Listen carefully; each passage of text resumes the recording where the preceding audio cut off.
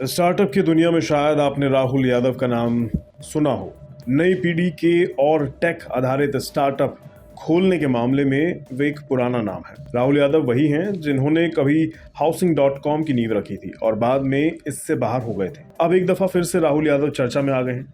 इस बार अपने proptech B4 networks को लेकर वे सुर्खियों में छाए हुए हैं। तो राहुल यादव के साथ जुड़ा नया विवाद क्या है और उनकी पूरी क्या कहानी है, ये सब हम आपको आज इस वीडियो में बताएंगे। असल में राहुल यादव के प्रॉपर्टी ब्रोकिंग से जुड़े स्टार्टअप B4 नेटवर्क में Naukri.com चलाने वाली कंपनी इन्फोएज का तगड़ा इन्वेस्टमेंट है। इन्फोएज ने राहुल से अपने स्टार्टअप से जुड़ी फाइनेंशियल जानकारियां मांगी थी, जिसे यादव ने मुहैया नहीं कराया।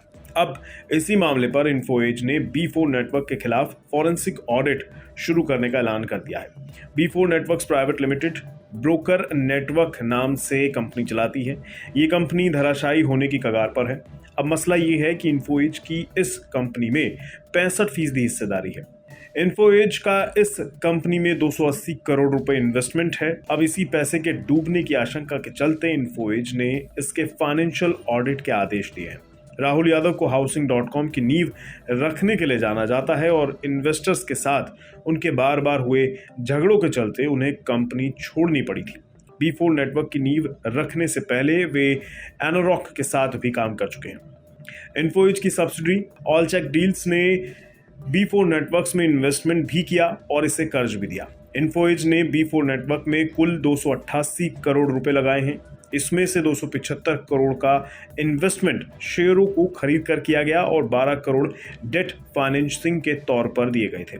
B4 नेटवर्क से इन्फोएज ने financial transaction, related party transaction समेत दूसरी जानकारियां मांगी थी, लेकिन कंपनी ने जानकारियां मुहैया नहीं कराई। ऐसे में इन्फोएज को B4 नेटवर्क के फाइनेंशियल ऑडिट का फैसला लेना पड़ा।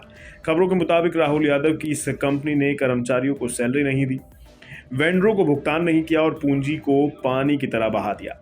कंपनी पर कॉर्पोरेट गवर्नेंस को लेकर भी चिंताएं जताई गई। राहुल यादव की बात करें तो वे IIT बॉम्बे के ड्रॉप आउट हैं। जून 2012 में उन्होंने Housing.com की नींव रखी थी। 2015 में उन्हें कंपनी के बोर्ड से निकाल दिया गया, तब वे कंपनी के CEO थे। इसके बाद यादव ने एक और कंपनी इंटेलिजेंट इंटरफेस को शुरू किया। 2016 में ये कंपनी भी अटक गई। मार्च 2016 में उन्होंने RY एडवाइजरी शुरू की और इसके बाद उन्होंने एनोरॉक टेक्नोलॉजी में chief product and technology officer के तौर पर काम किया। राहुल यादव के कारोबारी सफर को देखा जाए तो एक बात साफ तौर पर पता चलती है कि वे कंपनियां शुरू करते हैं, उनके लिए फंडिंग जुटाते हैं और इसके बाद 1-2 साल के भीतर उन्हें बंद कर देते हैं। रिपोर्ट्स के मुताबिक राहुल यादव ने दुबई बेस्ड प्रॉपर्टी डीलर से 50 करोड़ रुपए की फ्रेश फंडिंग लेने के लिए इन्फोएज से मंजूरी ली थी। हालांकि ये फंडिंग कंपनी के आखिरी फंडिंग राउंड के मुकाबले 99% कम वैल्यूएशन पर हो रही थी। इसके पहले कंपनी ने गुजरे 14 महीनों में इन्वेस्टर्स के लगाए 192 करोड़ रुपए खर्च कर दिए थे। इस क्राइसिस को देखते हुए इन्फोएज ने यादव से कंपनी से जुड़े सभी बारीक वित्तीय ब्यौरे की मांग की। कुल मिलाकर राहुल यादव की शुरू की एक और कंपनी अब मुश्किलों के भंवर में फंस गई है, लेकिन इस दफा उनके साथ इन्फोएज के 288 करोड़ रुपए भी फंस गए हैं। अब देखना यह होगा कि यादव की इस कंपनी के फाइनेंशियल ऑडिट में क्या जानकारी निकल कर सामने आती है।